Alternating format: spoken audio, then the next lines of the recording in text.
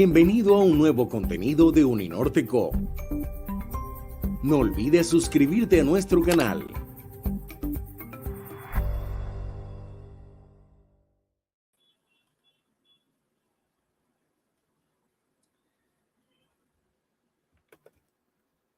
Bueno, bienvenidos a la primera franja de conferencias magistrales de la quinta versión del Congreso Internacional Lectura y Escritura en la Sociedad Global. Tengo el placer de presentar a mi colega y amigo Sergio Reyes Angona de la Universidad de las Américas de Puebla, México.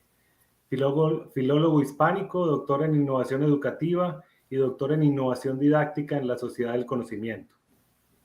En su perfil se describe a sí mismo como un amoroso artesano del oficio de la escritura. Actualmente realiza un postdoctorado en el Instituto de Investigación y Desarrollo Educativo de la Universidad Autónoma de Baja California, en el que, según sus propias palabras, está echando la mano para construir un modelo nacional de formación en línea de docentes de escuela básica. Creo que esa idea de echar la mano expresa muy bien la idea que está de fondo de esta primera conferencia magistral de colaboración. Sus intereses se centran en la literacidad académica digital y la formación docente dialógica, denominada colaboratorios, que es lo que nos compartirá hoy. Además, ese interés se ha materializado en un portal de información en innovación educativa, zigzagcolaboratorio.com. La conferencia magistral de hoy, una propuesta dialógica para formar profesionales de la lectura y la escritura en la cultura digital, los colaboratorios. Adelante, Sergio Reyes, es un placer tenerte en esta versión del Congreso y en la Universidad del Norte, así sea de manera virtual. Muchas gracias, tocayo. Muchísimas gracias también a la audiencia. Estoy impresionado, estoy leyendo los comentarios en YouTube, ¿no? Y hay saludos desde muchas partes del mundo, desde Cuba, desde Barcelona, desde Yamundí, en Colombia. Entonces, siempre impresiona, ¿no?, sentirse conectado con gente en tantos rincones del mundo. Muchas gracias también a las universidades organizadoras de este evento por permitirme este escaparate, permitirme compartirles mi trabajo. En concreto, una propuesta que vengo a poner en sus manos, la llamo colaboratorios y vendría a ser una pedagogía, un modelo para formar profesionales en el campo de la lectura y de la escritura. También se puede construir con ella procesos de aprendizaje de la lectura y de la escritura, de la argumentación. Y pues es algo que he forjado a lo largo de 10 años en diferentes universidades, sobre todo de México. Ahora van a ver parte de mi recorrido. Y bueno, pues muchísimas gracias por este espacio. Bueno, para todas las personas que nos están siguiendo, que están viendo esta transmisión en vivo, las invito a que participen con preguntas, comentarios. Yo haré mi mejor esfuerzo para recopilarlas y de pronto, dependiendo de el tiempo que se tome Sergio, pues seguramente tendremos un espacio bastante amplio para discutirlas, ahondar o elaborar en algún aspecto que no quede de pronto lo suficientemente explicado, pero seguramente tendremos espacio. Vamos hasta las 12:30 en total. Entonces, adelante, Sergio. Espero que sea un éxito. Yo personalmente les puedo decir que he participado de sus conferencias, eventos, talleres, que es de las pocas personas que conozco que hace realmente taller. A pesar de que esta es una conferencia magistral, sé que será muy interactiva y muy valiosa para todas las personas que están aquí pendientes y acompañándonos en esta transmisión en vivo. Muchas gracias. Gracias, Sergio. Igual veo personas muy queridas en la audiencia. Luciana Tale, un abrazo que te llega hasta Argentina. Evaristo, amigo, hasta Barcelona. En fin, iniciamos con lo que ven en pantalla. Voy a ponerlo en modo presentación. Tendría que verse ahora de manera completa, a lo mejor está todavía cargando. Y es una propuesta que yo llamo colaboratorios y que adjetivo como una propuesta dialógica para formar profesionales de la literacidad en la cultura digital. Y como profesional de la lectura, de la escritura, me parece que el primer momento de esta conferencia debe ser un homenaje, debe ser rendir tributo a la palabra escrita. y se me ocurrió incorporar como preámbulo de la conferencia un fragmento de un escritor argentino, de Carlos Escliar, que dice así, que este fragmento además, en mi opinión, ilustra el latido ético, el latido metafísico incluso, el espíritu, por así llamarlo, que está detrás de los colaboratorios que vengo a compartirles. Dice así: porque si el otro no estuviera ahí, y allí y aquí, nuestras pedagogías quedarían reducidas a cenizas, envueltas en borrascas, disueltas en pura mismidad. Porque si el otro no estuviera ahí, y allí y aquí, nuestras pedagogías no nos dejarán vibrar. Y dice Carlos, no nos dejarán vibrar con el otro, ¿no? Junto con el otro. Somos esa vibración conjunta. Muy bien, pues esa es la portada emocional, estética, de lo que vengo a proponerles. Y para entender los colaboratorios, como tantas otras cosas, necesito explicarles su pasado. Les voy a invitar a un recorrido, un itinerario, por hitos fundamentales en mi propia trayectoria, donde yo he ido forjando la idea de los colaboratorios. Entonces, de momento vamos a iniciar con la prehistoria, y lo que ven en pantalla probablemente sea una de las primeras clases de lectura, donde el joven aprendía la narración de una escena de caza, ¿no? Y observen cómo ya se utilizaba un pizarrón, la caverna, para poder ilustrar todo ese mensaje, todo ese contenido. Muy bien, pues el primer hito fundamental en esta historia es una experiencia que desarrollé en la Universidad de las Américas en Puebla, una universidad privada del centro de México. Sobre todo la descubrí o la exploré entre los años 2012 y 2015. Y lo hice en una materia que tenía como propósito desarrollar habilidades de escritura académica, de argumentación, de investigación. Para alumnos de todas las carreras era una materia de tronco común, como sucede en tantas universidades de Latinoamérica. Y en concreto, el propósito de la materia era que los estudiantes elaboraran un ensayo donde pudieran construir su punto de vista y argumentar respecto a un tema de investigación de sus carreras que ellos mismos habían elegido. Pues bien, yo desarrollé este aprendizaje del ensayo migrando a otro género previo, que era el género del blog, y construyendo una comunidad, una red de blogs en la clase para armar en torno a ella una especie de comunidad de práctica de escritores incipientes a la que yo también me sumé, y hacerlo en concreto a través de esta herramienta de Blogger, de Google, que era abierta, que era sencilla para los propios estudiantes. A todo este descubrimiento, básicamente yo lo llamo la escritura en red, porque escritura en red me permite imaginar diferentes posibilidades de lo que quiero decir con escritura en red. Lo que ven en pantalla es lo que era el blog central de la clase, un blog que yo abría como profesor, donde yo también me sumaba y escribía mis propias reflexiones sobre los procesos de escritura, de investigación, que yo estaba identificando en los estudiantes y en mí mismo. Y lo que les pedía a los estudiantes era que abriera cada uno de ellos su propio blog y lo utilizara como una especie de bitácora de investigación para compartir en primera instancia con los compañeros de clase. Ahora vamos a ver cuál fue el alcance, cuáles eran las reflexiones, sus impresiones, la construcción de su propio punto de vista, de su voz, en relación con esos conocimientos que estaba investigando, esos artículos de investigación, esos capítulos de libro que llegaban a sus manos en un proceso de exploración de ese tema que había elegido. Bien, lo interesante para mí fue el descubrimiento de que en lugar de trabajar cada uno en su propio blog y yo leer sus blogs y simplemente estar migrando a una plataforma digital, lo que hice fue vincular sus blogs en el blog de la clase, en esta especie de matrix, de meeting point, ¿no? De plaza central, donde, como pueden ver a la izquierda, ahí están los diferentes blogs. De cada blog es uno, cada enlace nos lleva al blog de un estudiante, de manera que era muy sencillo para ellos, o relativamente sencillo, entrar en sus respectivos blogs, leerse entre sí y comentarse entre sí, porque el blog permite hacer comentarios a la entrada que has publicado. De manera que era este tejido comunitario, esta forma de leernos entre nosotros, de comentarnos entre nosotros, de pensar entre muchas voces, desde muchas carreras diferentes, que implicaba esta escritura académica, la que fue conformando la experiencia que les quiero compartir, esa experiencia de escritura en red. Y algo muy interesante, ahora lo vamos a ver, fíjense a la derecha, de la parte de arriba del blog, donde dice visitantes, no sé si les alcanza la vista a ver que en este momento el contador ha identificado 17.480 visitas. No sé qué significa ese número. Lo que sí sé es que implica que hay más personas, aparte de la experiencia del aula, que al menos se han paseado por este blog y que han podido entrar en cada uno de los blogs. Entonces, estamos escribiendo en la nube.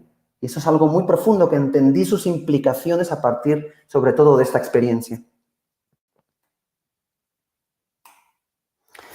Una de las cosas interesantes de escribir en la red es que escribir se convierte en un ejercicio multimodal. Es decir, no solamente se escriben palabras, se escriben también o se colocan o se seleccionan, se disponen en el espacio, también en el tamaño, imágenes. Y aquí pueden ver una galería de fractales de uno de los blogs de los estudiantes. Pero también se incrustan videos. Y esos videos, además, tú los puedes también incrustar de diferentes formas. Entonces, esa manera de ofrecer en la red un contenido es la manera en la que se escribe en Internet. Y es un lenguaje que normalmente no se educa en las escuelas. Eventualmente se puede utilizar, pero no se vuelve consciente o crítico en una comunidad. Y también hay que tomar decisiones respecto al fondo de la pantalla, respecto a la tipografía, respecto a la modalidad de presentación.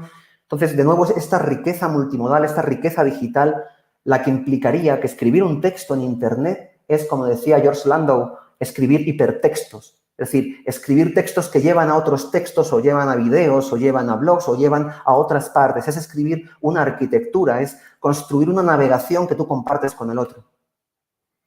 Y también observen, creaban sus pequeñas bibliotecas con los recursos que iban identificando de investigación en las bibliotecas digitales en las que exploraban ese tema. Después iban organizando en diferentes etiquetas, en diferentes grupos, los enlaces, las fuentes que estaban utilizando. Es decir, lo que ven a la derecha es la bibliografía, pero la bibliografía pensada desde una lógica digital. Pues bien, esa es la primera instancia que me llamó muchísimo la atención de esta experiencia. Todos los recovecos, todas las implicaciones de la escritura multimodal digital en Internet. Pero lo más interesante viene ahora. Lo más interesante es que a partir de los comentarios que se hacían mutuamente, a partir de que yo como profesor visualizaba en clase los blogs de cada uno de ellos, los comentábamos de forma grupal y también hacía equipos para que se miraran mutuamente sus escrituras, a partir de toda esa conciencia colectiva de lo que estábamos produciendo, entendí hasta qué punto la escritura la estábamos volviendo una experiencia de diálogo. Cómo escribir en este contexto de Internet se estaba volviendo una especie de pretexto para el texto del otro, una red de textos construidos a varias voces. Y lo que hice fue entrevistarles para ver qué había detrás, cómo estaban ellos experimentando esta experiencia. Y lo que ven es una especie de sociograma que intenta reproducir lo que cada uno de estos alumnos, cada alumno es un nodo de esta pantalla, me contó respecto a la influencia que tuvo en él la lectura de otro compañero. De manera que, como pueden observar, en esta comunidad había algunos blogs, algunos compañeros que ocupaban un lugar central, eran más vistos, más seguidos, se volvían un estímulo, un espejo para otros compañeros. Había otros que quedaban un poquito más marginados en la periferia, pero pasaban cosas además interesantes que trascienden, digamos, los procesos de aprendizaje de la escritura. Voy a citar casi textualmente. Uno de los entrevistados, un estudiante, me dijo: profe, estoy muy enamorado de tal persona. Dice, es que además de bonita, escribe de forma tan interesante, tiene un mundo interior tan precioso. Entonces me sorprendió que la escritura académica se estuviera volviendo, aunque fuera algo eventual, también un espacio de socialización, de descubrimiento del otro, que no esperábamos, que yo en lo personal no esperaba cuando les compartí esta propuesta.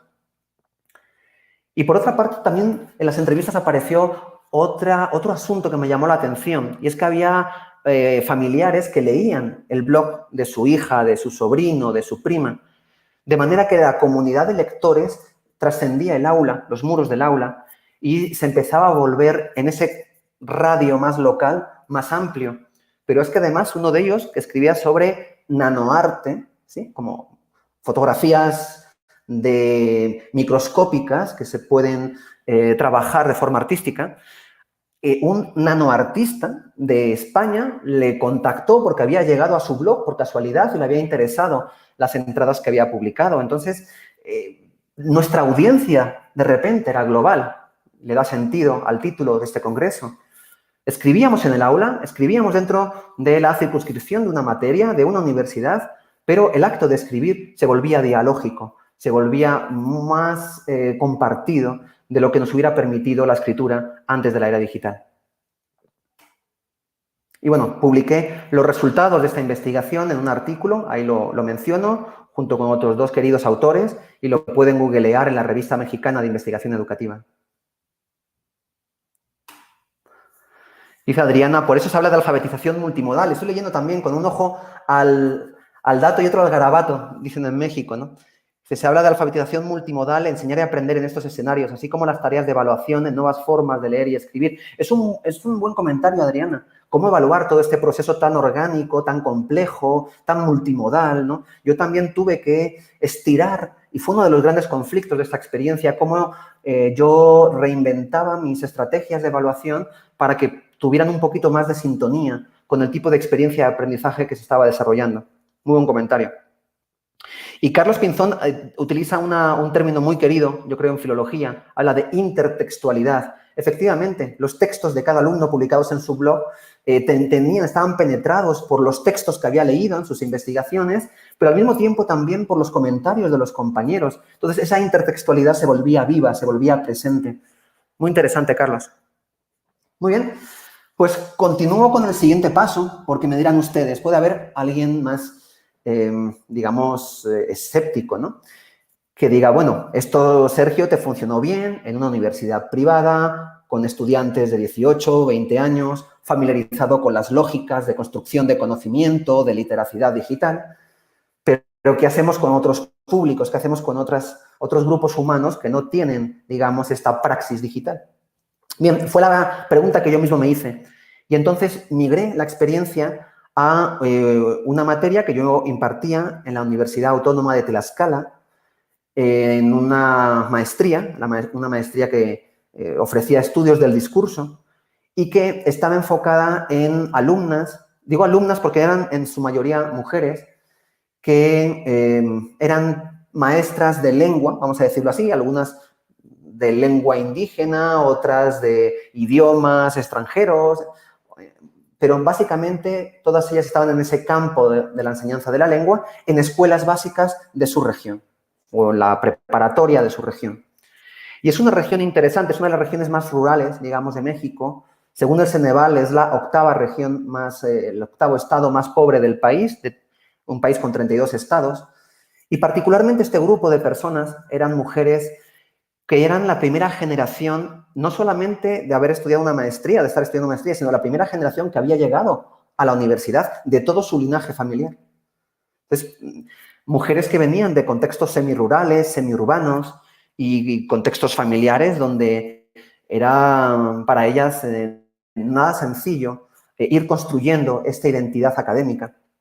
Pues bien, les propongo trabajar con blogs, las reflexiones que íbamos generando en torno a la pedagogía de la lengua con el uso de nuevas tecnologías. Y fue muy interesante. Fue muy interesante porque yo pensé que la dificultad más importante iba a radicar en las habilidades digitales, porque no eran personas que estaban tan familiarizadas, al menos hace 5 años, en el uso, desde un poco más especializado, ¿no? Un poco más residente, que diría David White, de la tecnología digital. Sin embargo, no fue eso lo más complejo. Eso se aprendía sobre la marcha, ¿no? En las clases se volvían talleres, como antes me presentó Sergio, y entre todos nos echábamos la mano, y cómo le haces tú, dónde le clicas, y cómo haces para editar tal cosa. Eso lo aprendimos de una manera bastante natural. Lo difícil no sé si ya lo pueden intuir, estaba en la mentalidad. Porque un blog, y lo dice Lakshmi Nobel en su obra clásica, ¿no?, sobre nuevos alfabetismos, nuevas literacidades, ellos plantean que un blog básicamente es un espacio, es un género donde tú construyes tu propia voz personal para poderla compartir en Internet y singularizarte en Internet. Y desde esa perspectiva lo estábamos trabajando. Yo les pedía que escribieran con su propia voz, que contaran sus propias ideas, que testimoniaran sus propias experiencias de clase, sus propias dudas. Esto fue lo que más les costó. Les costó desembarazarse de la lógica de obediencia cultural en la que habían crecido, donde el alumno, la voz del alumno no tiene demasiado valor, sino solamente como voz que repite o reproduce el mensaje de la autoridad, donde especialmente las mujeres, la voz de las mujeres tampoco tiene en un contexto intelectual, en un contexto académico, el mismo valor que la de un hombre. Entonces, vencer esas invisibles autolimitaciones culturales fue lo más difícil de esa experiencia. Y, sin embargo, creo fue liberador en muchos sentidos para ella. Ven en pantalla una de estas estudiantes muy querida. Ella terminó utilizando videos donde ella se autogrababa y los compartía a estudiantes de su clase. Y eran escuelas en condiciones semiurbanas, no tenían una tecnología, digamos, efervescente. Sin embargo, ella llegó a estos procesos de yo tengo la voz suficiente, yo tengo el valor suficiente como para autograbarme, colocar mi video en YouTube, compartírselo a los estudiantes, encontrar mi propio perfil. Y, bueno, solamente es uno de los ejemplos que les pongo. Observen el tipo de escuela en la que ella trabaja para que puedan ver hasta qué punto hubo un salto tal vez cuántico, cultural, político, fundamentalmente político, emancipatorio, en el tipo de procesos que estábamos desarrollando. No digo que fueran atribuidos exclusivamente a mi clase, por favor. Simplemente digo que lo que desencadenaba el blog, el viento a favor que el blog provocaba, era un viento que generaba este tipo de procesos de evolución. Fíjense que hasta se enseña náhuatl, ¿no? Esta es otra cosa muy interesante. Estas tecnologías orbitan en torno a lenguas muy vehiculares como el español o el inglés, ¿no? ¿Qué pasa con la presencia de otras lenguas en Internet? Estos blogs les permitían incorporar a la sociedad global sus propias problemáticas locales, sus lenguas ancestrales, leyendas de sus regiones. Era muy interesante también. Entonces, ahí el blog entendí, como dice Wegerif, que tiene un potencial dialógico en el sentido de que irrumpe en unas jerarquías donde típicamente la palabra escrita es la palabra de la autoridad, la palabra del profesor, la palabra del autor, que pasa por una editorial, que pasa por una revisión de expertos, mientras que Internet dispara las posibilidades, democratiza hasta la banalidad, si ustedes quieren, pero también genera posibilidades de desarrollar tu propia voz, comunicarla, compartirla, interactuar con otros en una escala global. Fue algo que me cambió la mirada sobre la escritura y sobre Internet.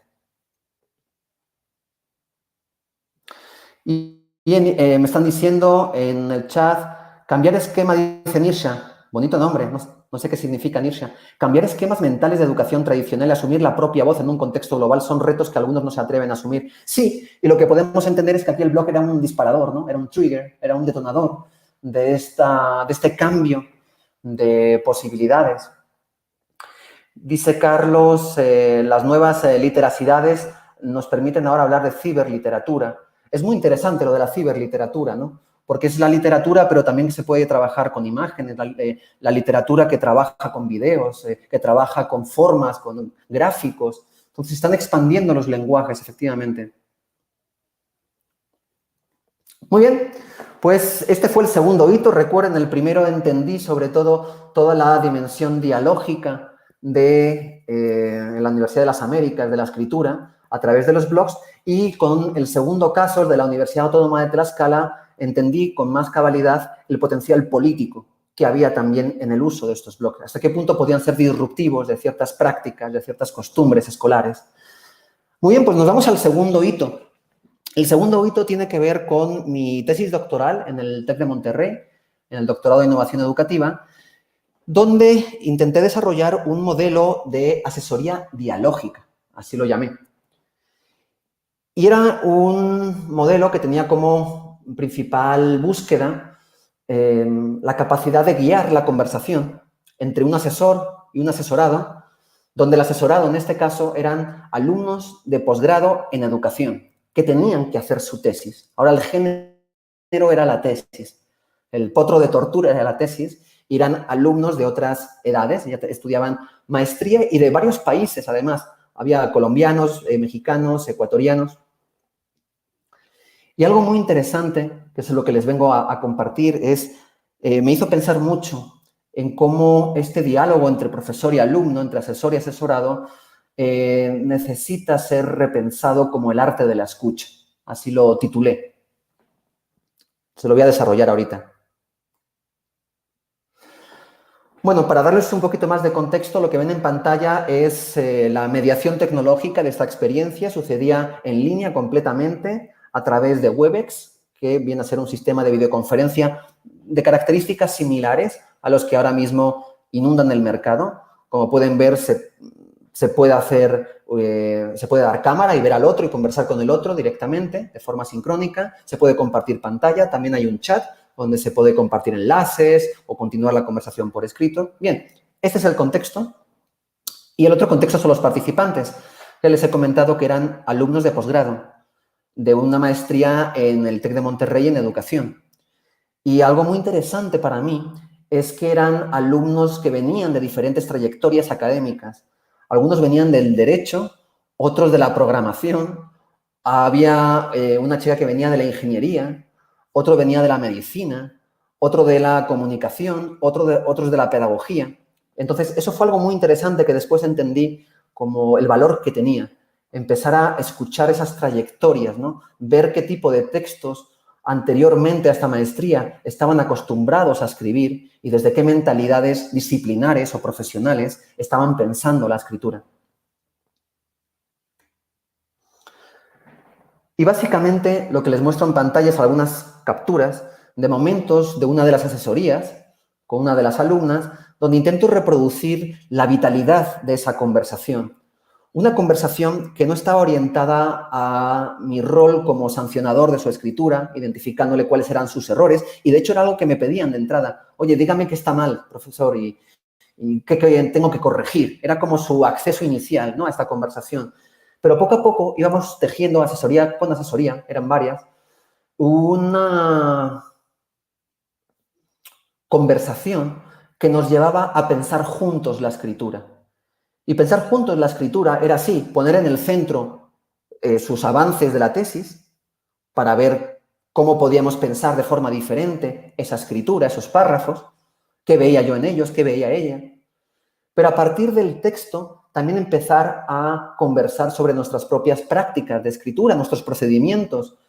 Yo le iba compartiendo, por ejemplo, cómo yo guionizaba antes de escribir y con qué herramientas lo hacía y de qué forma le compartía a pantalla, cuáles eran mis trucos, ¿no?, de mago, digamos, mi chistera. Y ella me compartía también sus trucos, su forma de hacerlo. Pero también no solo compartíamos, digamos, la conversación sobre los procedimientos, las prácticas, también sobre el sentido que tenía esa escritura en nosotros. Yo le decía qué significaba para mí escribir, de dónde me venía la vocación por escribir, cómo había ido evolucionando, cómo cada género era un baile y había que bailarlo de cierta forma y te proponía una actitud. Y ella también me contaba qué significaba para ella, qué significaba en concreto la escritura de la tesis, qué emociones la generaban. Entonces, era este pensar juntos la escritura lo que generaba una conciencia crítica expandida sobre el fenómeno en sí de la escritura y sobre el arte de aprender a escribir. De manera que poco a poco yo iba tomando notas en un diario y iba penetrando cada vez más en el valor que tenía escucharla. Es decir, en lugar de anticipar yo la respuesta o la solución, entender desde su territorio cuáles estaban siendo sus problemáticas, cuál era el sentido que tenía para ella la escritura, cuáles eran los sufrimientos que le provocaba, cuáles eran los patrones lingüísticos en los que había sido formada escolarmente y viceversa. Y ella escuchaba también mi forma de entender la escritura. De manera que esta, digamos, otredad crítica, ¿no?, este descubrimiento del otro para analizar la escritura mutuamente, fue para mí la experiencia más significativa de esta investigación. Y aquí les presento lo que sería una simplificación gráfica de algunos retazos del modelo que es Vocé, donde, como pueden ver, asesor y asesorado conjuntamente piensan, dialogan sobre la escritura, y escritura, pensemos en texto, pensemos en práctica y pensemos en sentido, en esas tres dimensiones, pero pueden observar algunos rasgos interesantes de este modelo dialógico, de este tipo de asesoría, donde uno de ellos sería el interaprendizaje, que acabo de comentar, cómo cada uno de nosotros aprendía del otro para entender desde el otro las posibilidades del texto, las posibilidades de escribir. Había una indexicalidad, eso significa que era una conversación en contexto, donde importaba mucho de dónde venía cada uno de nosotros, para qué utilizaba la escritura cada uno de nosotros.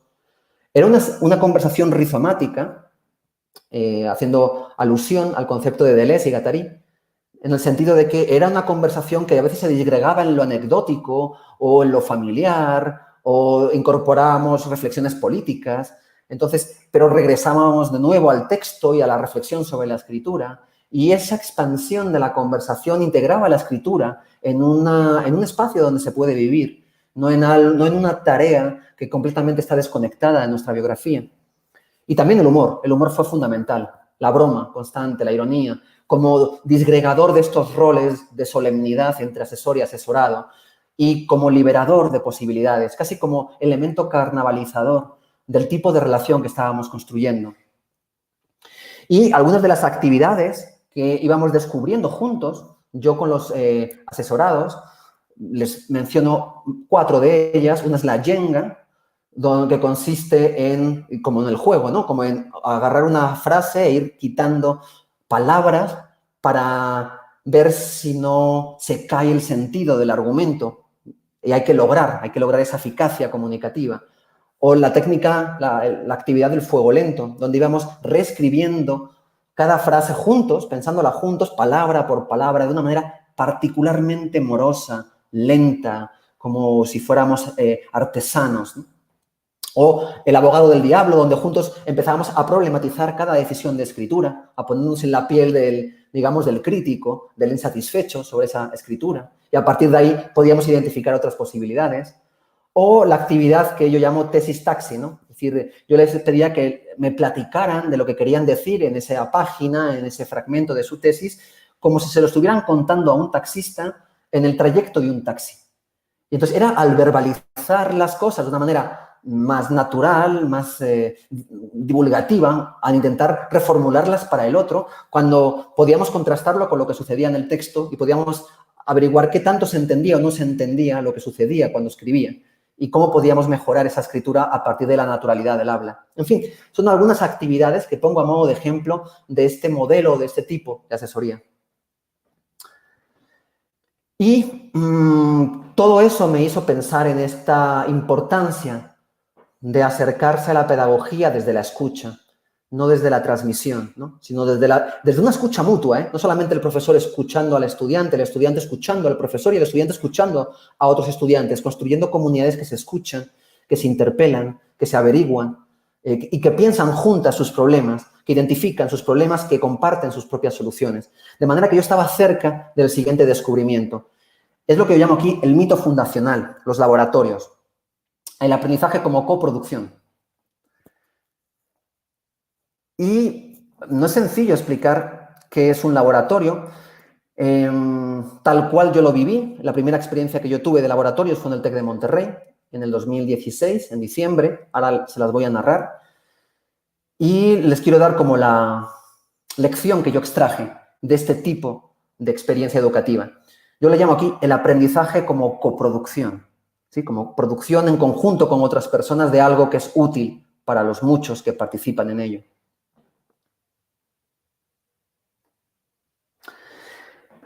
Esta fotografía retrata desde un dron un grupo de los que participamos en aquella experiencia. Dice 2015, pero está equivocado el dato, fue en el 2016. Titulamos este laboratorio Ciudades que Aprenden. ¿Y qué es un laboratorio? En este caso, un laboratorio ciudadano, tomando como referencia algunos modelos de laboratorios ciudadanos que se habían desarrollado en Madrid, en el Media Lab.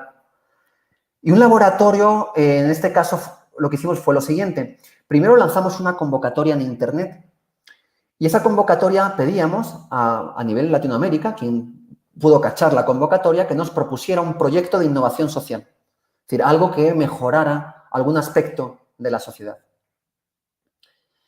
Y había que rellenar en internet unos campos y se enviaba, digamos, la propuesta. Con todas las propuestas que nos llegaron, seleccionamos 10, aquellas que nos parecía que se podían desarrollar, al menos en una primera versión funcional, en un prototipo, en 2 semanas. Era el tiempo que teníamos para desarrollarlo. Y después invitamos a las personas, a una parte de esas personas que nos habían enviado las propuestas, a que vinieran a México, a la Ciudad de México, a construir, a desarrollar esos proyectos a lo largo de esas 2 semanas. Rentamos unos espacios en esta biblioteca, lo que ven es el atrio de una biblioteca preciosa, la Biblioteca de México, en la Ciudad de México, en el centro de la ciudad. Y, bueno, pues allí fuimos lanzándonos a esta aventura. También invitamos a expertos, a mentores, a mediadores, gente de diferentes países. Fue una locura, fue una fiesta internacional. Había gente prácticamente de toda Latinoamérica, de todos los países, gente de diferentes edades, de diferentes mentalidades. Y entonces, en estos grupos, en estos equipos, en 2 semanas fueron desarrollando estos prototipos. De hecho, no sé si observan alrededor de la fotografía de familia, hay algunos como objetos volantes. Bueno, son objetos o símbolos de algunos de estos prototipos, de algunos de estos productos que terminaron por desarrollar. Les menciono un par de ejemplos. Uno de ellos fue un equipo que desarrolló un router, digamos una máquina para producir internet en cualquier lugar del mundo sin necesidad de que exista cobertura. Y su intención era vincularlo con un dispositivo que permitiera tomar decisiones democráticas para irte a la selva, al desierto, a cualquier comunidad donde hay dificultad de acceso de internet y en esa comunidad poder construir decisiones participativas. Ese es un ejemplo que les pongo. Otro ejemplo fue un grupo de artistas brasileños que se fue a un barrio de los suburbios de la Ciudad de México y entrevistó sobre todo a ancianas, a mujeres mayores, para escuchar sus miedos, sus nostalgias, sus alegrías, y a partir de esas historias grafitear los muros, algunos muros de ese barrio, para que ellas cuando pasearan por su propio barrio pudieran ver representadas sus propias historias. Bueno, pues son 2 ejemplos muy diferentes, uno muy tecnológico, otro de un perfil más cultural, antropológico, que le dan un poquito la naturaleza del tipo de experiencia que estábamos viviendo. No había un diseño que tuvieran ellos que desarrollar, era muy libre. Ellos tenían que explorar cómo en esos equipos, aproximadamente de 10 personas cada equipo, con un plazo muy limitado de tiempo, 10 semanas, las tenían que ingeniar para presentarnos un primer producto, un primer prototipo funcional de ese proyecto. Y algo muy interesante que les quiero contar de esta experiencia es algo que yo descubrí.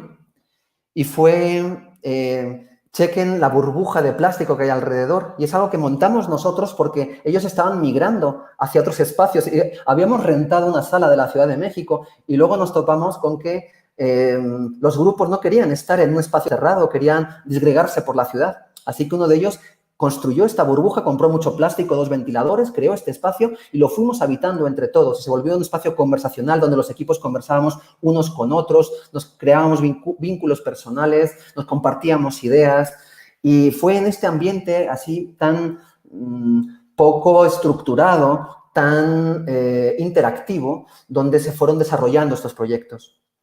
Eso fue lo que me generó el último entendimiento de lo que les quiero compartir. Yo trabajé con un equipo que estaba desarrollando un banco de tiempo. Yo no sé si ustedes saben lo que es un banco de tiempo, porque este es el prólogo de lo que son los colaboratorios. Un banco de tiempo es una maravilla. Un banco de tiempo es una red de intercambio de saberes o de favores, donde un grupo de personas se prestan estas habilidades o estos saberes o estos favores a cambio no de dinero, a cambio del tiempo que invierten o que gastan en hacerlo. Entonces, un ejemplo, si ven en pantalla, no sé, Ariadna, por ejemplo, puede ofrecer una clase de inglés a Pedro. Entonces, ella no gana dinero, pero gana una hora, un bono de 1 hora de tiempo, y ese bono lo invierte en que Juan le pueda ofrecer una clase de programación. De manera que, si esto se hace en una colectividad, hay un montón de habilidades, un montón de saberes que se pueden intercambiar. Y entonces uno va ganando tiempo que puedo reinvertir en aprender de otras personas o que también tú puedes necesitar compartir tus capacidades para obtener más tiempo para poder aprender cosas de otros. Genera este flujo de un montón de conocimientos que van circulando, que se van intercambiando. Yo le llamo trueque de saberes a esa experiencia. Pues bien, vamos a invertir los últimos 10 minutos aproximadamente de esta conferencia en platicarles de los colaboratorios en sí, que es el modelo pedagógico que yo estoy desarrollando e investigando y que estoy aplicando al aprendizaje de la lectura y de la escritura y, sobre todo, a la formación de profesionales de la lectoescritura. Y, básicamente, colaboratorio, lo vamos a ver ahora, es una experiencia donde suceden dos cosas, o combina dos cosas. Por una parte, un intercambio de saberes, un intercambio de diálogo, de palabras, de ideas, un intercambio de afecto, de vínculos personales. Por una parte, la idea del intercambio, del trueque. Y por otra parte, una vocación por la producción, por producir, por hacer juntos. ¿Hacer juntos qué? Generar recursos, generar iniciativas. ¿Esto qué tiene que ver con la escritura? Generar textos. Entonces, esto aplicado a profesores de lectura o profesores de escritura, de argumentación, de pensamiento crítico, puede ser imaginado como un intercambio de las habilidades que hay entre un grupo de colegas, donde hay alguno que a lo mejor sabe mucho de APA, hay otro que sabe gamificar sus clases, hay otro que utiliza aplicaciones digitales muy interesantes. Entonces, lo que hace falta es como que se intercambien, se compartan esas capacidades. Pero también que juntos, una vez que están reunidos, sea en línea o presencialmente, puedan coproducir algún tipo de texto que les sea útil, o de video, texto entendido de forma multimodal. Por ejemplo, una bibliografía comentada, por ejemplo, un catálogo de estrategias didácticas, por ejemplo, un poema escrito a varias manos para motivar a los alumnos. Cualquier solución, cualquier recurso, cualquier fruto que pueda ser generado entre varios. Entonces, si se dan estos dos planos, el intercambio y la coproducción, de cierta forma, yo le llamo colaboratorio. Dice Adriana, interesante este banco de tiempo para gestionar conocimientos y experiencias. Hay bancos de tiempo, Adriana, en todo el mundo. Si ponen banco de tiempo online en Google, si no, yo les paso a lo mejor la liga, van a ver geolocalizadamente en su país donde hay algunos de estos bancos de tiempo. Algunos están activos, otros semiactivos, en fin. Son muy móviles, ¿no? Aparecen, desaparecen, se transforman, mutan. Pero pueden ustedes googlearlo y pueden identificar un banco de tiempo para ver si les interesa ver cómo funcionan y cómo podrían aplicar esas lógicas a sus clases o como educadores o como emprendedores en el campo educativo. Gracias, Liliana, por tu comentario. Siempre motivador cuando uno está cerrando la conferencia.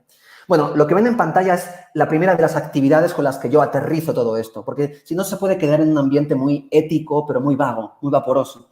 Entonces, usted me puede decir, Sergio, ¿cómo haces esto? ¿Cómo construyes estos espacios de colaboración? Bueno, una de las actividades estrella es la que yo llamo hackathon.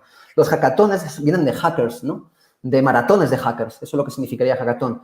Son reuniones de escritores, los hackers son escritores programadores, digamos, reunión de personas que escriben que pueden escribir simultáneamente en Internet un mismo texto y se van autoeditando y comentando, o como quieran ir tejiendo ese texto. En este caso lo implementé en la Universidad de las Américas. Yo fui hasta hace muy poco el coordinador de un centro de escritura, el Centro de Escritura de la Universidad de las Américas. Tenía a mi cargo, digamos, a un grupo de colegas, unos 20, que daban asesorías a los estudiantes de la universidad. Entonces, cuando yo les ofrecí un curso de capacitación y pensé en cómo capacitarles, se me ocurrieron muchas ideas, pero dije, ¿por qué no hacemos un hackathon? Es decir, ¿por qué no nos sentamos, conversamos de cuáles son nuestras problemáticas y cuando identifiquemos una problemática, veamos qué recurso, qué solución podría ayudarnos y a partir de ahí escribámosla juntos? Este fue el resultado. Conversando con ellos, ellos dijeron, Sergio, es muy claro que cuando vienen estudiantes al centro de asesoría vienen con ideas equivocadas de lo que les podemos ofrecer y necesitamos darles como las instrucciones, la guía, la mejor forma para que puedan aprovechar este servicio que les ofrecemos. Entonces, ¿qué necesitamos? Tal vez una guía, alguien dijo un decálogo, justo un decálogo. Y empezamos a trabajar con la idea del decálogo. Y entonces lo que hicimos fue utilizar Google Doc, que como ustedes saben es un documento colaborativo en línea. Todo esto sucedió en línea, en mitad de la pandemia.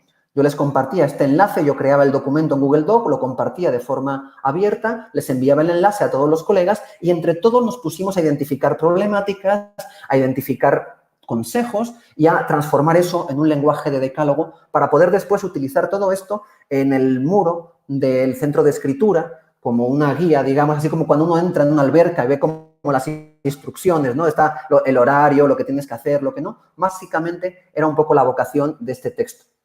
Y juntos lo escribimos. Y lo interesante no es el resultado en sí del decálogo, sino toda la conversación, toda la conciencia que fuimos generando respecto a cuáles eran nuestros dolores, digamos, como asesores y cuáles también eran nuestras estrategias para solucionar esos momentos donde experimentábamos esa dificultad.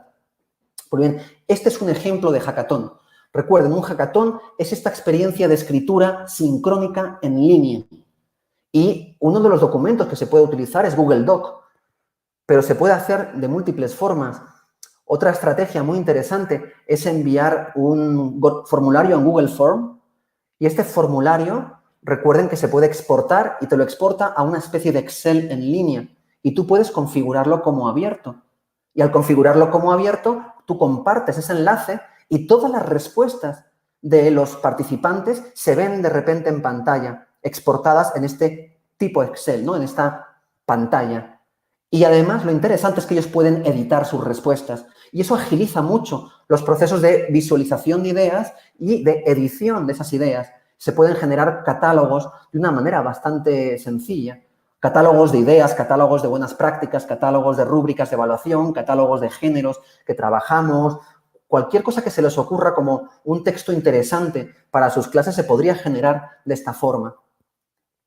Bien, otra actividad para mí muy interesante era el trueque de saberes. Y el trueque de saberes tiene que ver con esta lógica del banco del tiempo, que les llamó la atención antes. El trueque de saberes implica, igual, con un Google Form, se los envías y les haces una pregunta muy sencilla. ¿Qué puedes enseñar a otros? ¿Qué puedes compartir con otros? ¿En qué eres bueno? ¿Qué sabes hacer? También le puedes agregar otra pregunta a ese formulario. ¿Qué te gustaría aprender? ¿Qué necesitas aprender? ¿Qué no has resuelto todavía? Y con esas dos preguntas tan sencillas, o una si quieren simplificar el proceso, ¿no? ¿Qué puedes compartir? ¿Qué quieres recibir? Les envías el cuestionario, lo responden este grupo de participantes, se exportan las respuestas, se visibilizan las respuestas y entonces entendemos toda la riqueza de habilidades que hay en una comunidad y también toda la diversidad de necesidades de aprendizaje concretas, específicas, que hay en una comunidad. Y entonces lo que haces es agrupar el que sabe hacer algo con aquellos que quieren aprender eso que sabe hacer. Lo que ven en pantalla es una agrupación que hice con unos coaches a nivel nacional de colegios de escuela privada, Santillana 1I, con un modelo de innovación educativa que ellos traen muy interesante. Y entonces fuimos en esa comunidad de profesionales de 1I, de coaches, de colegios, fuimos identificando quién era bueno para habilidades de negociación, quién era bueno para habilidades digitales y tecnológicas, para la creatividad, para la administración del tiempo. De hecho, surgen saberes que no tienen que ver solamente con la escritura, sino, por ejemplo, la administración del tiempo o la gestión de las emociones negativas, pero que son fundamentales para aprender a escribir y van brotando en esa comunidad. Y entonces, después se organizan estos microtalleres o nanotalleres en la propia sesión de clase o se deja abierto para que ellos se autoorganicen. En este caso, ellos se autoorganizaron y por WhatsApp se fueron convocando a diferentes talleres a lo largo de la semana y fueron encontrando la manera a través de Zoom o a través de otras herramientas para poderse compartir pantalla y poder compartir con los demás esa habilidad que cada quien tenía. Entonces, observen, es una construcción de una comunidad que se enseña a sí misma sobre aquello que necesita aprender, que identifica sus propios problemas, que intenta buscar sus propias soluciones. Y esta técnica, esta actividad, esta estrategia yo le llamo trueque de saberes. Y con esto termina prácticamente la conferencia. Solamente, mostrarles que todo esto desembocó finalmente en la construcción de un boletín, en la escritura de un boletín, donde ellos eran participantes, eran escritores. Fue muy interesante la experiencia y observen también la riqueza visual, editorial del ejercicio. Y solamente por último, con esto me quedo a su disposición y releo de la manera más ágil que sea capaz sus comentarios en YouTube. Les muestro cuál es el futuro, ¿no? Les he hablado de los colaboratorios y un poco la prehistoria, la historia que condujo a los colaboratorios. Bueno, ¿qué viene a continuación? en mi agenda, digamos, de investigador y de innovador educativo? Pues, por una parte, estoy colaborando en la Universidad Autónoma de Baja California, en el Instituto de Investigación y Desarrollo Educativo, para construir una plataforma en línea donde los profesores puedan desarrollar estos laboratorios, donde los profesores formen parte del diseño de fichas, como un recetario de estrategias didácticas y de uso de herramientas tecnológicas, y donde entrevistemos a expertos, en fin, crear una super plataforma para que entre todos los docentes podamos darle este carácter de aprendizaje comunitario. Eso está apenas en pañales, pero estamos iniciando los primeros pasitos. Ojalá tenga buen final, buen camino, digamos, porque es una idea muy bonita, muy hermosa, muy potente. Por otra parte, tengo un proyecto personal, estoy desarrollando, a la derecha pueden ver el logo, una plataforma para yo directamente poder desarrollar mis prácticas de formación docente, mis colaboratorios, la construcción de estas comunidades. Se llama Zigzag, zigzagcolaboratorio.com, es fácil de ubicar en Internet. Ya está abierto, aunque todavía estoy desarrollándola. Y bueno, es un proyecto personal también muy querido. Y por último, formo parte de la fundación a través de la Universidad de las Américas con otras universidades como la Ibero, el ITESO, el ITAM, el CIDE, la UAM, universidades de México. Estamos construyendo la Red Mexicana de Centros de Escritura. ¿Y qué tiene que ver esto con los colaboratorios? Bueno, lo estamos haciendo como una comunidad de práctica. Estamos también imaginándonos encuentros en el próximo otoño. Están todos ustedes invitados para que hagamos hackatones, entre otras cosas. Hagamos conversatorios muy abiertos. Intentemos explorar lógicas de comunicación en Internet que nos den posibilidades diferentes a las que ya conocemos y hemos vivido. Entonces, está siendo muy bonito, hay una hermandad muy especial en esa red y estamos también explorando este tipo de ejercicios. Y nada más, les agradezco muchísimo la atención de haber invertido más de 40 minutos en mi voz y quedo a su disposición. Ahí pueden ver el correo si alguien de ustedes quisiera comunicarse directamente conmigo. Muchísimas gracias. Paso la palabra a Sergio por si quiere moderar el turno de las intervenciones de la audiencia. Muchísimas gracias de corazón. Gracias a ti, Sergio. Ha sido muy activo. El chat ha estado muy activo, principalmente con felicitaciones y sorpresas. Yo he tratado de recoger algunos comentarios que de pronto podrían convertirse en preguntas y hay algunas preguntas muy puntuales. Empiezo con los comentarios donde María Mercedes Suín hace referencia a que la propuesta de Sergio es una invitación a seguir caminando en búsqueda de nuevos horizontes. Carlos Pinzón resaltó lo interesante de la multimodalidad y la intertextualidad para las prácticas de lectura y escritura, que también le ha mencionado Sergio en un momento de su conferencia. Andrés Macías ha desarrollado esa metodología colaborativa en la educación media con muy buenos resultados. Sandra habla de que es una propuesta interesante para que los estudiantes no se queden en lo que ella pone entre comillas como el archivo académico y se motiven a escribir y a leer mejor. Nirsha, que ya la mencionaste, que también habla de los retos que implica el cambio. Carlos Pinzón le recuerda la propuesta de Günter Kress, y su propuesta de lectura multimodal y análisis multimodal. Hay una pregunta directa de Víctor Hugo Quintanilla que dice literalmente así: ¿qué debemos comprender por profesional de lectura y de escritura? Que al parecer ya es diferente de un profesional formado en y desde la literatura. Entonces, si quieres, empezamos por ahí, luego yo continúo con un par de preguntas si nos da el tiempo, que estaremos hasta las 12:30 o un poco más, si de pronto nos da el tiempo de almuerzo. ¿Sí? Perfecto. Gracias, Víctor Hugo. Y con ese nombre no me extraña que estés en el campo de la literatura, ¿no? Ya te persigue casi el karma desde tu nombre. Bueno, simplemente propongo profesional de lectura y de escritura como profesional del aprendizaje, de la lectura y de la escritura. En esos términos lo estaba yo pensando, ¿no? O profesional de la enseñanza, solamente que entiendo que la lectura y la escritura son habilidades y, por lo tanto, el profesional de esas habilidades no es tanto el profesional que las enseña, sino el profesional que apoya a aquellos que están aprendiendo a desarrollarlas. Así estoy entendiendo yo, pero obviamente la literatura, yo soy filólogo. ¿Qué significa eso? Que yo estudié la lengua y su expresión literaria a lo largo de cierto rango histórico.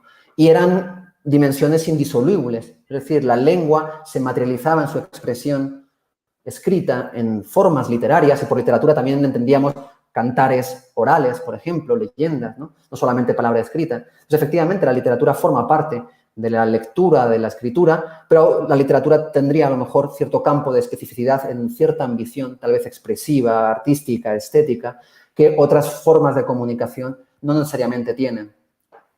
Esa sería como mi respuesta, no sé si contesto a tu incertidumbre o no. Ok, ahí también veo que hay un par de preguntas y respuestas entre las personas que están participando en el chat, cosa que es muy grata por el mismo tema de colaboración y que uno a veces propone un hilo y de pronto no sabe a dónde lo va a llevar. Yo sí tenía una pregunta, hay otra muy concreta, pero creo que se podría extender muchísimo, pues dice que Carlos Pinzón, ¿qué recomendaciones brindas desde tu experiencia para la construcción de centros de escritura en los que sea posible el desarrollo de estas posibilidades?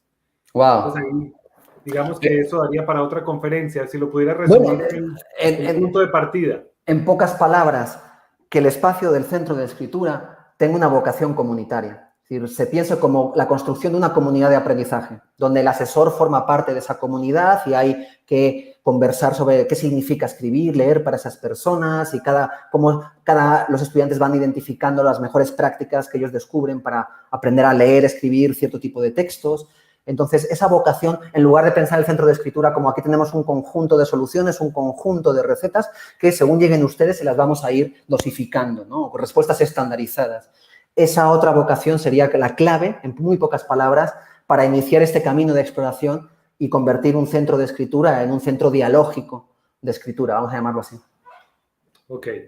Yo tengo una pregunta, Sergio, y es ¿cómo esta propuesta tuya de colaboratorios tiene cercanía o tiene distancia o diferencia o convergencia con estas otras formas de agrupación que hemos visto proliferar, digamos, en los últimos 10 años, como los SIG, los Special Interest Groups, por ejemplo, que es una forma de agrupación parecida como a los grupos de investigación o colectivos de investigación, esta otra forma de comunidades de aprendizaje, las formas de comunidades de práctica, también propuesta por... Es una pregunta brillante, Sergio. Yo tengo 2 doctorados, les hablé de uno de ellos, el que hice en el TEC de Monterrey, pero no les hablé del otro. El otro es en la Complutense de Madrid. Y en ese doctorado, justo mi tema de investigación, mi tesis, consistió en una investigación etnográfica virtual de una comunidad de profesores de español como lengua extranjera en Internet. Y yo me metí en esa comunidad en Internet, estuve un año, primero identificando cuáles eran sus prácticas, qué hacían en los foros, qué se compartían, cómo era la plataforma, y después empecé a entrevistarlos y después empecé a participar activamente en la comunidad, a organizar eventos, etc. Entonces, ahí fue también otro gran hito para mí en el entendimiento de cómo funcionan estas comunidades en Internet, porque es verdad que Internet nos está desconectando en algunos casos de lo local, pero nos está reconectando con lo global. Y en lo global, que es un espacio casi infinito, podemos ir identificando nuestras propias comunidades profesionales con nuestros propios colegas de otros países e ir desarrollando estos espacios conversacionales de intercambio a través de diferentes plataformas, Facebook, WhatsApp, hay específicamente herramientas para este tipo de grupos y suponen un gran estallido de la formación de profesionales, de la enseñanza de la lectura, escritura, literatura, todas las áreas que estemos nosotros de educadores, de emprendedores. Es fascinante lo que está sucediendo. Y las lógicas de aprendizaje, las lógicas de intercambio, no reguladas jerárquicamente, no de una manera muy espontánea, muy disgregadas también. Tiene como luces y sombras toda esta experiencia, pero es algo de lo que yo he bebido para poder inyectar parte de esas lógicas, de esas formas de aprender, de conversar, de intercambiar, poderlas inyectar en espacios formales, institucionales de aprendizaje. Ok, ya se nos agota un poco el tiempo y quería hacerle un par de anuncios. Siento mucho, José Ignacio, de pronto si guardas esa pregunta que tienes para de pronto cafeteando, otros espacios de encuentro que tenemos a lo largo del Congreso, o directamente se la puedes enviar a su correo. Sí, muchas gracias a todas las personas por su participación activa. Ahora hay un receso hasta las 2:30. Nosotros en Hora Colombia es un receso de almuerzo, pero para las personas que estén en otros lados, pues será un receso para de pronto otra actividad, un café o lo que sea que hagan en los espacios que tengan libres. Los invito a que de pronto exploren el programa. A las 2:30 tenemos una sesión de microtalleres. Está el microtaller Escribir las escuchas, la música popular en la enseñanza de lectura y escritura, el uso de Socrative, uso de Mentimeter, uso de Slido para lectura y escritura. Entonces hay varios asuntos para escoger. Sergio, mil gracias por tu presencia, por compartir, por tu generosidad, y esperamos todos mantener esta conversación y de pronto interactuar con ese proyecto personal zigzagcolaboratorio.com, para que no lo olviden. Es una manera fácil de conectarse con Sergio Reyes y continuar la conversación. Muchísimas gracias. Muchísimas gracias. Disfruten su café. Como buen colombiano, Sergio ya les invitó a café. Muchísimas gracias. Y yo en el canal de YouTube también me comprometo a leer sus preguntas o comentarios y a sumarme a la comunidad. Muchísimas gracias. Ok, bueno, los dejamos. Hasta luego. Que esté muy bien y que continúen un buen congreso. Chao. Los siguientes contenidos de Uninorteco te pueden interesar. No olvides suscribirte a nuestro canal.